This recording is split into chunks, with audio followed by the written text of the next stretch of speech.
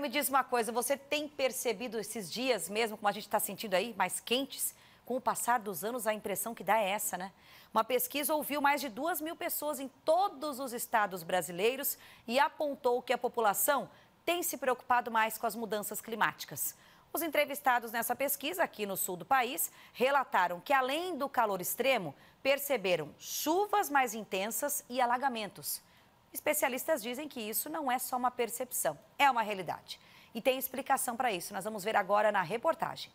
A Luciana mora em Santa Catarina há 15 anos e tem percebido temperaturas mais altas com o passar do tempo.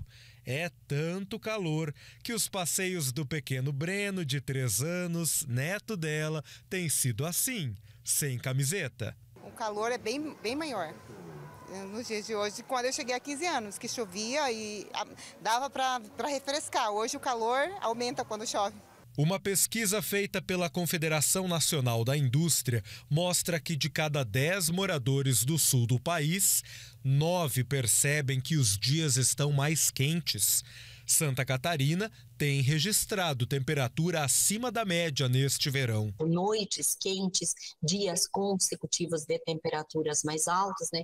A gente vem observando que alguns locais aí apresentam máximas em torno de 35, 36 graus e até não dá para descartar temperaturas máximas chegando bem perto e até superando um pouquinho os 40 graus. Além das altas temperaturas, quem mora no sul do Brasil também percebe chuvas mais volumosas. A pesquisa aponta que quase 7 em cada 10 entrevistados relataram que as cidades registram alagamentos com mais frequência. No ano passado, 32 municípios de Santa Catarina decretaram situação de emergência por causa das chuvas. Em Taió, no Alto Vale do Itajaí, 3 mulheres morreram depois que o carro delas entrou numa área alagada e afundou. Em Rio do Sul, na mesma região, o rio que corta a cidade atingiu o 2º maior nível já registrado e deixou o município debaixo d'água. Mais de 10.000 pessoas precisaram ir para abrigos. A Isabel se emociona ao mostrar a casa onde morou por 13 anos. Ainda é possível ver o que a força da água fez.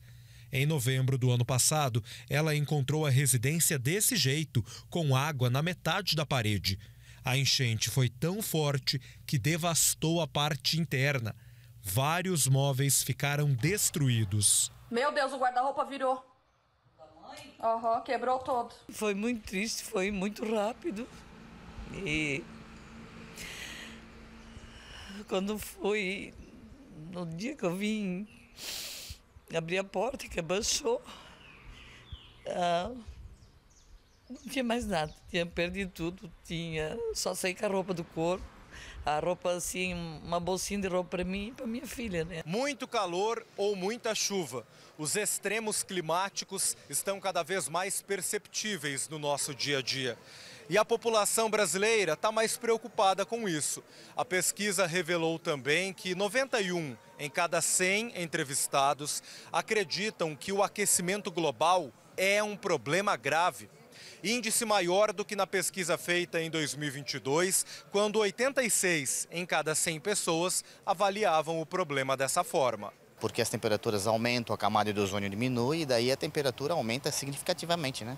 Além disso, essa alta temperatura causa problemas não só na atmosfera, na temperatura diária, mas também problemas de saúde diversos para as crianças, principalmente os idosos, né? Essa mudança de clima também, né? Esse calor e depois essa onda de chuva deixa você mais cansado, vai deixar você, às vezes, doente também, né? Fernando Ioner, biólogo e professor da Universidade Federal de Santa Catarina, diz que a alta emissão de gás carbônico, emitido principalmente pelo uso de combustíveis fósseis, tem aumentado a temperatura média do planeta e feito com que fenômenos atmosféricos se intensifiquem com o passar dos anos.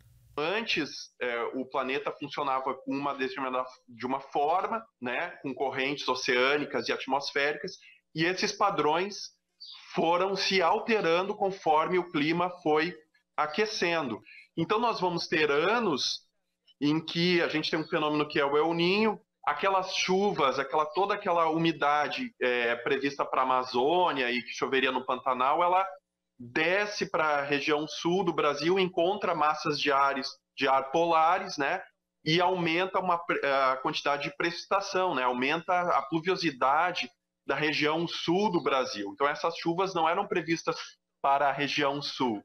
E então, os anos de El Niño vai chover muito, né? Em contrapartida, os anos de Laninha, nós vamos encontrar uma seca muito grande e um calor muito extremo. Minimizar os efeitos devastadores do aquecimento global exige ação de todos. A gente tem que operar em 3 níveis, né? Pelo menos em 3 níveis. Existe um nível de governabilidade do mundo, do planeta, acordos internacionais. Há um nível na qual a gente tem que trabalhar em termos da esfera governamental, do governo federal, dos governos estaduais e dos governos municipais, né, que também devem ter as suas ações.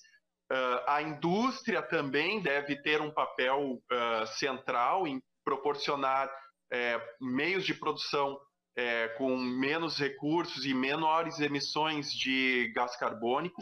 E no nível individual, nós, enquanto cidadãos, temos que consumir de uma forma consciente. Tá aí. Criançada, inclusive, já até estuda muito isso, os impactos, né, na escola, no ambiente escolar, e já vai crescendo assim, espera-se, né, com uma consciência cada vez mais pensando o quê? No nosso ambiente em que vivemos. Não é à toa que a gente vê vários termos hoje, né, que as indústrias começam a colocar e que a gente retrata aqui muitas das vezes como forma de incentivar e de retratar o que é de positivo para combater o que muita gente achou que ia se destruindo. ESG, esse termo tão falado, envolve também esse cuidado com o ambiente em que vivemos. Nós aqui do Grupo ND fazemos parte de uma eficiência energética e tanto, né, quando a gente tem aqui do grupo toda uma situação que envolve placas solares nessa transformação de energia. Isso sim significa, num futuro que já estamos vivendo, para melhores dias.